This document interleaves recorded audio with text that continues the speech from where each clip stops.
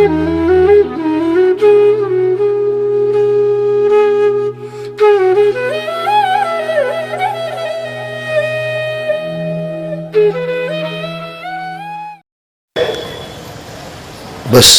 उसी समय तुम्हारे मन में इतना अच्छा भाव आ जाए, और भाव करके तुम जब मंदिर जाओ तो कहना, भगवान मैंने 10वां श्लोक पढ़ना, अपने लिए नहीं पढ़ना, अभी 10वां श्लोक पढ़ना, भगवान मैं संपत्ति वाली हूं, मेरा पुण्य है, आज मैं एक नमोस्तु करती हूं, एक श्रीफल चढ़ाती हूं, एक माला फेरती हूं कि मेरे आश्रित जो नौकरानी है वो मेरी जैसी सेठानी बन जाए, मेरे जैसी धनवान बन जाए, उसे अपने बच्चों के लिए दूसरे के जूठे बर्तन न मांजना पड़े, ऐसा इसके पुण्य का उदय आ जाए, क्योंकि इसने मेरे यहाँ नौकरी की है।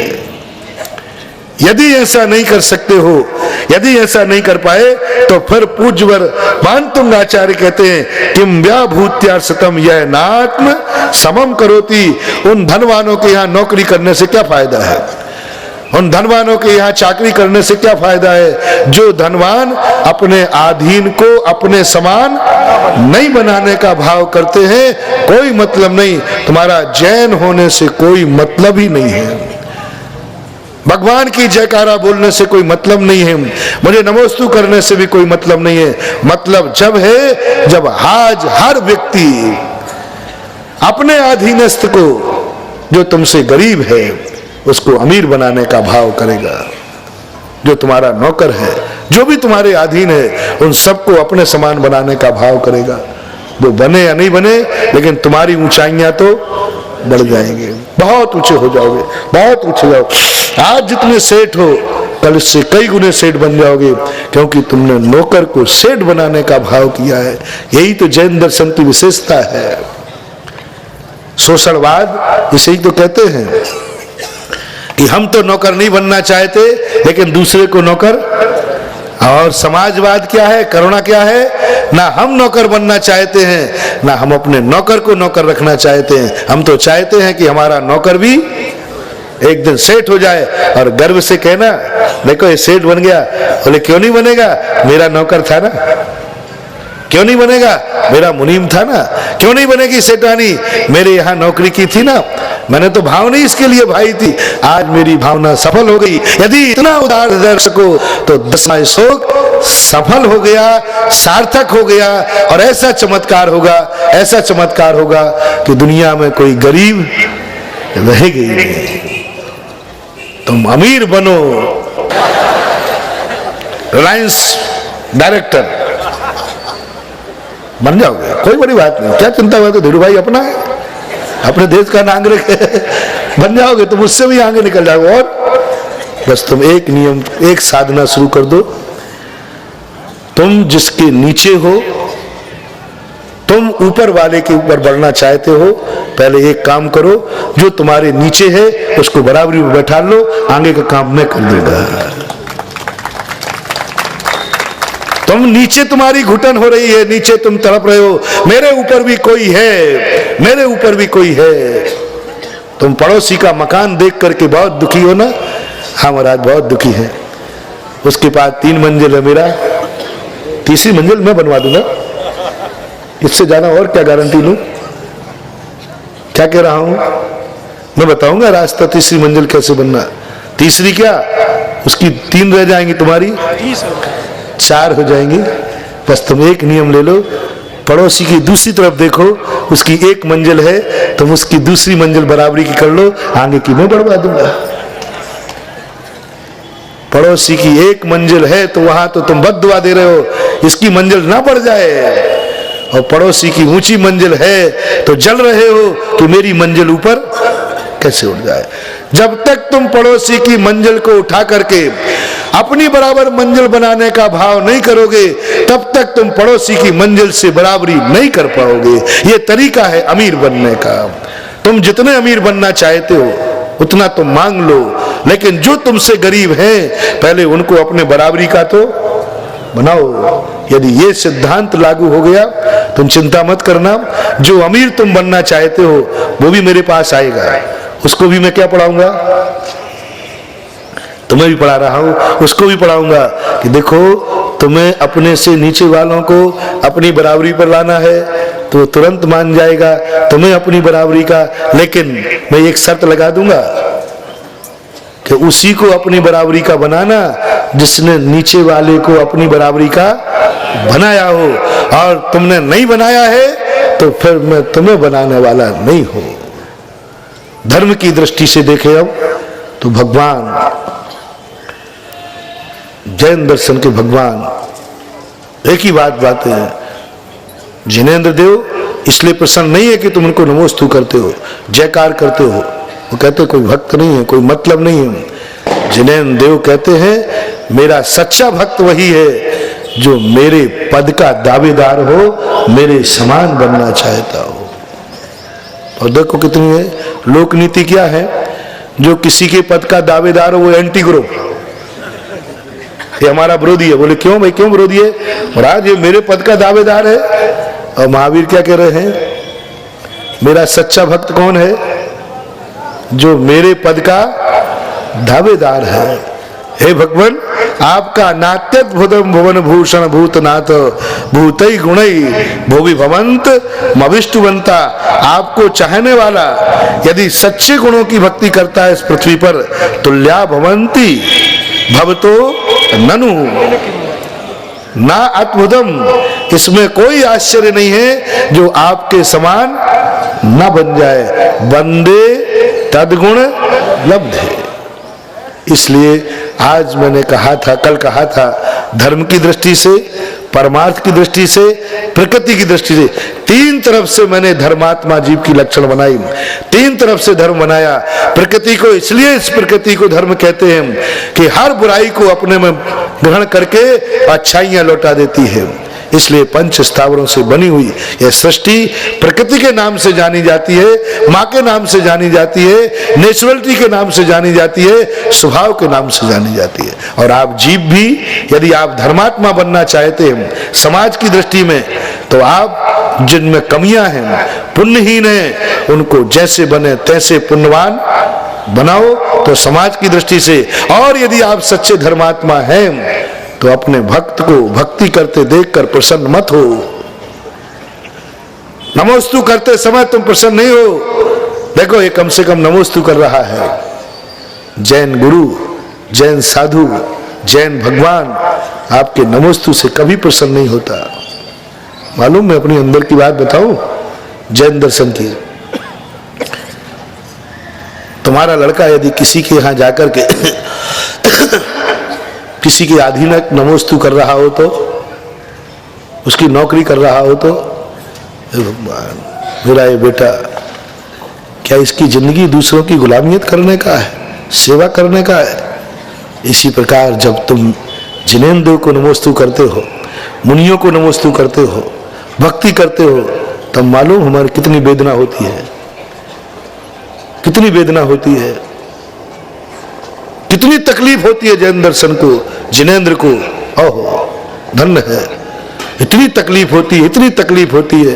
हे भगवान, क्या करूं, कैसे करूं? ये चैतन्य भगवान आत्मा भगवान बनने की योग्यता रखता है और आज ये दास बना हुआ नमोस्तु कर रहा है। हे भगवान, हे कोई ब्रह्मांड की शक्ति है, मेरे इस भक्त को भगवान बना दो, ये भक्त मेरे जैसा भगवान बन जाए, ऐसा जिनेंद्र देव का उपदेश है। प्रत्येक जिनेंद्र देव यही कहते हैं, मैं तुम्हारी भक्ति से प्रसन्न नहीं हूं, मैं प्रसन्न उस दिन होऊंगा जिस दिन तुम्हारी भक्ति भगवान के रूप में परिवर्तित हो जाएगी। भक्त नहीं, भगवान के रूप में प्रसन्न होंगे। लेकिन भक्ति के बिना मत सोच लेना, ये तो मार्ग है, साधन है। मार्ग में चलने वाले व्यक्ति की हर व्यक्ति चिंता करता है, निश्चिंत कब होएगा? जब मंजिल पर पहुंच जाएगा। इसी प्रकार भक्ति जब तक आप कर रहे हो, हम लोग बहुत दुखी होते हैं। तुम भी मुनि बनने के योग्य हो और क्या कर रहे हो? मुनियों के पैर धो रहे हो, नमोस्तु कर रहे हो। हम जानते हमारा कैसा जी दुखता है जब आप पैर धोते हो ना, पाद प्रक्षालन, तुम फूले नहीं समा रहे, बड़ा धन्य हो गए, आज महाराज के पैर धो लिए। और हमारी हालत क्या हो गई तुमने पूछी? तुम तो फूले नहीं समाये और हमारी हालतें हो गई। हे भगवान, ये भी मनुष्य है, ये भी उच्च कुलीन है, कहाँ ये पैर धोने में लगा है? इसके अंदर तो वो योग्यता है, इसके चरण धोने योग्य हैं। ये कब बनेगा? जब तुम पैर धोते हो तब साधु आशीर्वाद देता है कि इसके चरण भी कब योग्य होंगे जिसकी सारी दुनिया इनके पैर धोएगी। जब तुम साधु के पैर धोते हो, ये पैर धोने में जिंदगी निकाल देगा। ये तो वो शक्ति है इसके पैरों में कि जहां पैर पड़ेंगे वो तीर्थ हो जाएगा। तो हम भाव, तुम पैर धोने में प्रसन्न हो और मैं दुखी हूं कि ये पैर ही धोता रहेगा जिंदगी भर, आहार ही देता रहेगा जिंदगी भर। अरे जैन कुल में जन्म लेने वाले को आहार देने की योग्यता नहीं है?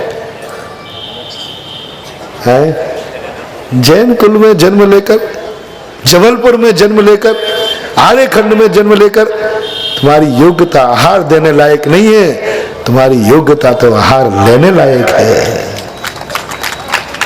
लेने लायक। और आहार लेने वाला व्यक्ति आहार दे रहा है। बताओ, डिमोशन है कि प्रमोशन? तो अब मैं कैसे खुश हूं तुम्हारे आहार लेकर के।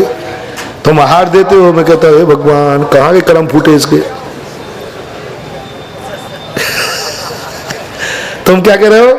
आओ भाग्य मेरे उदय आयो, आज महाराज को आहार दिए हमने। और मुनिराज कह रहे हैं भगवान इसके कहाँ कर्म फूटे, ये कहाँ आहार देने में लगा है। इसकी तो पर्याय वो मिली है 84 लाख योनियों में कि ये चाहे तो इस पर्याय में आहार लेने की योग्यता है, देना का नहीं।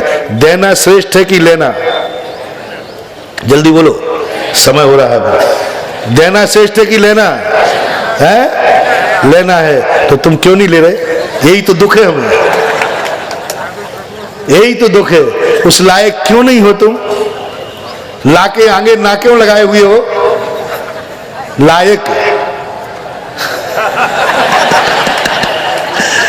लायक के आगे ना क्यों हटाए हो, लगाए हो? यही तो दुख है हमें, यही तो दुख है कि तुम लायक थे लेकिन तुमने अपनी कमजोरी से लायक के आगे क्या लगा दिया? तुम ही बोलो ना। तो ना हटा दो, ना हटा दो, फिर क्या बन जाएगा? लायक है। ये जैन दर्शन की विशेषता। इस 10वें काव्य में जितना चिंतन करो, ओहो धन्य है महावीर जो हर भक्त को अपने जैसा बनाने का, हर भक्त को भगवान बनाने का, हर भक्त को अपनी बराबरी पर बैठाने का अधिकार देते हैं। महावीर दास बनाने में खुश नहीं है, महावीर मालिक बनाने में खुश है। महावीर भक्त बनाने में खुश नहीं है, महावीर भगवान बनाने में खुश है। ये विशेषता इसमें बताना थी, इसलिए अमीर बनने का रास्ता बता दिया कि नहीं? कि नहीं बताया? बता दिया। सेठ बनने का बता दिया कि नहीं? बता दिया। चले हम आगे चले। दृष्ट्वा भवंत मणिमेष विलोकनीयम, दृष्ट्वा भवंत मणिमेष विलोकनीयम,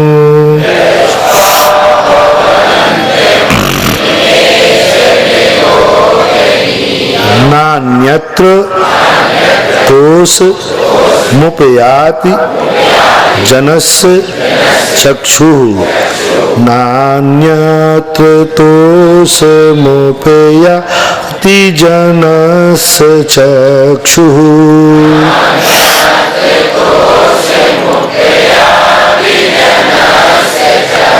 पीत्वा पयः पयः शशिकरद्युति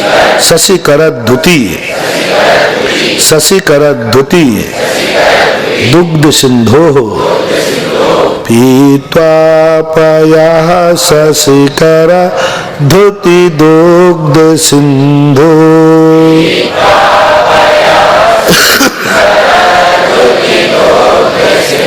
क्षारं जलं जलनिधे रसितुं कैक्षेत्, क्षारं जलं जलनिधे रसितुं कैक्षेत्,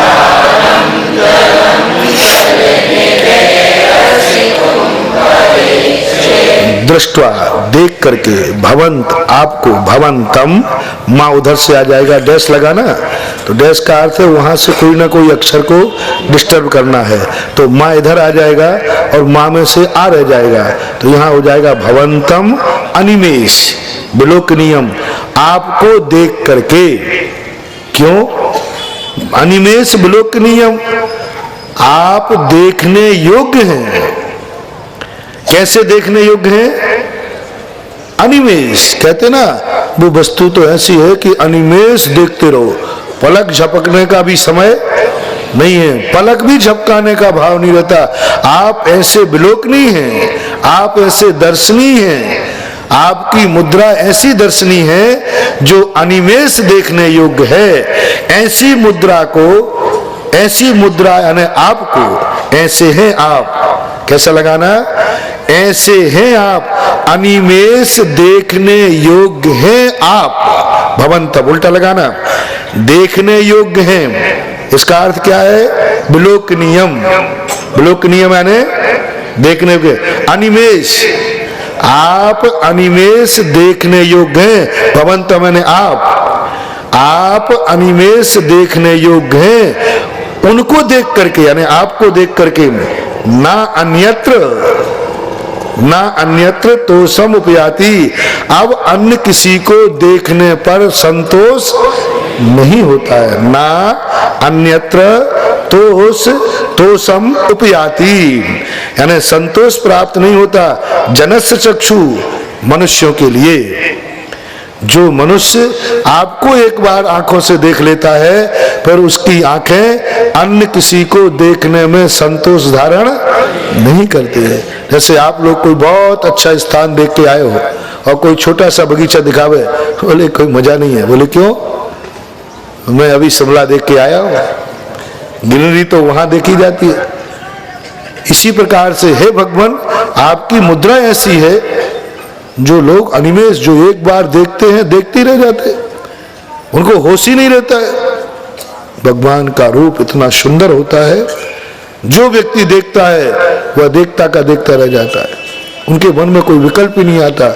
ऐसा ना अन्यत्र तोषम उपयाति जनस्य चक्षु, किसी अन्य तोष यानी संतोष, किसी अन्यत्र देखने का उनको संतोष प्राप्त नहीं होता।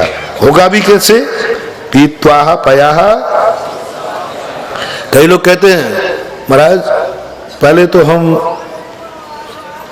सभी साधुओं के प्रति बड़ी समता भाव रखते थे। हमारे सामने का जबलपुर में कहा था, और जगह जगह लोग कहते हैं कैसे भी आ जाए महाराज साधु, हम तो सब साधुओं को बराबर मानते थे, चाहे दुर्गुण हो और चाहे गुण हो, सबको बराबर मानते। लेकिन महाराज जब से पूज्यवर आचार्य विद्यासागर महाराज को देखा, उनको देखने के बाद फिर अन्य की चर्या सुहाती ही नहीं। मैंने क्यों? बोले महाराज साक्षात तीर्थंकर को देख बुंदेलखंड वालों को क्यों आचार्य श्री पसंद आए? मूल कारण था कि आचार्य श्री की चर्या देख करके फिर अन्य लोगों की चर्या शीतलाचारी लगती है, कमजोर लगती है। पहले तो ये समझते थे कि मुनि ऐसे ही होते होंगे, इसलिए अभी है, वर्तमान बता रहा है कि अतीत ऐसा ही हुआ होगा। मान लीजिए अभी तक तुमने किसी को नहीं देखा होगा, तो जो दिखेगा आप उसी को तो सैंपल मानोगे। ऐसे ही होते होंगे, पहले भी लोग चौके लेकर चलते होंगे, धन दौलत रखते होंगे, झाड़ा फूकी करते होंगे, मंत्र तंत्र देते होंगे, ये सब करते होंगे। क्यों करते होंगे? आपने कैसे जाना? बोले वर्तमान में कर रहा है। कभी कभी बेटे को देखकर पिता का अनुमान लगा लिया जाता है कि नहीं? जब बेटा ऐसा है तो इसका पिता भी अंदाज यही होता है, जरूरी नहीं है, लेकिन फिर भी वर्तमान चर्या देख करके लोग लगा लेते हैं कि अतीत में कैसी रही होगी। तो सब लोग जानते नहीं पहले क्या था। बोले आज हम तो यही जानते थे कि आज वर्तमान में जैसे साधु हैं ऐसे अतीत में रहे होंगे, तभी तो आज वर्तमान में है जैन साधु। जैन साधु की यहाँ जैन साधु ही समझना, हम बार बार जैन क्यों बोले?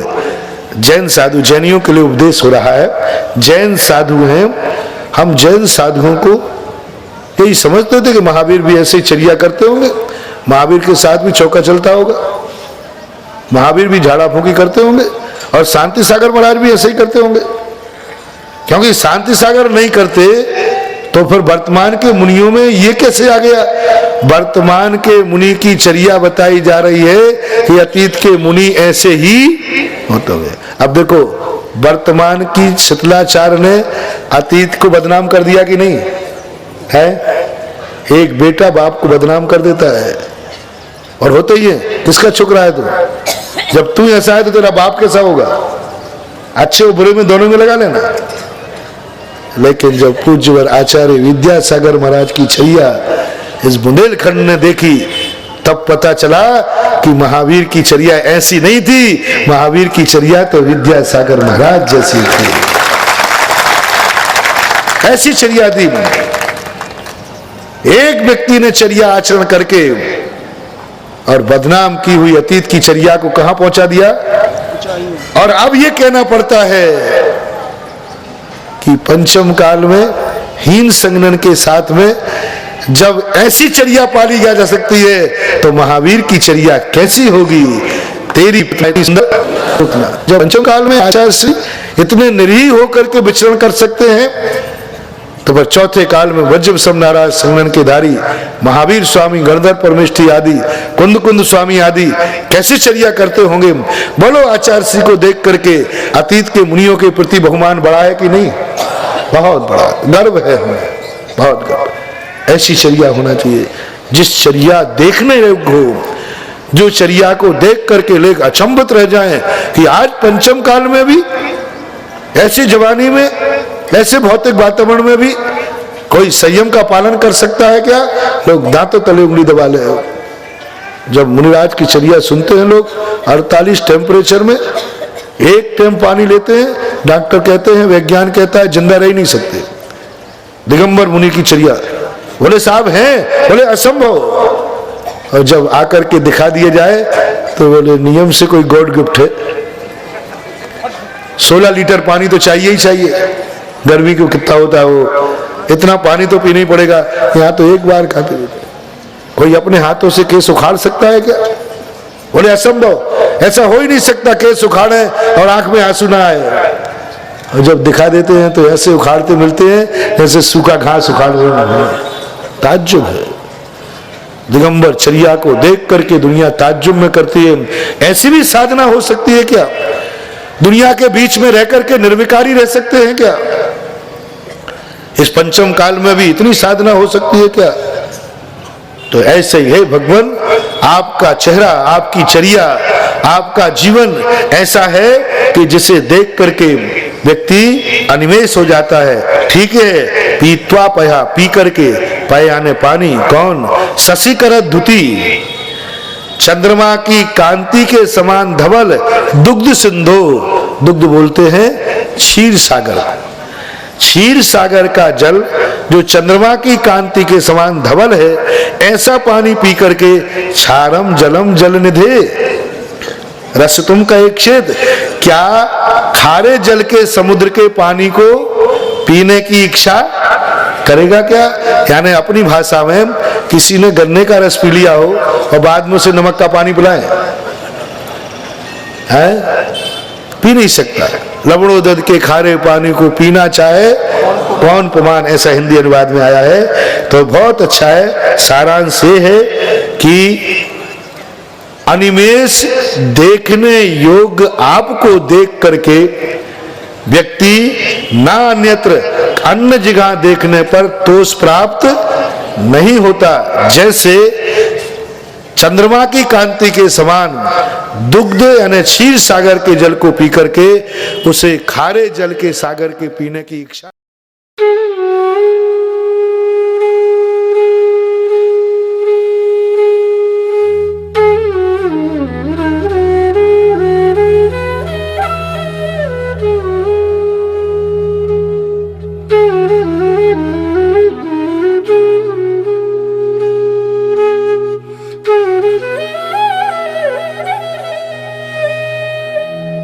Thank you.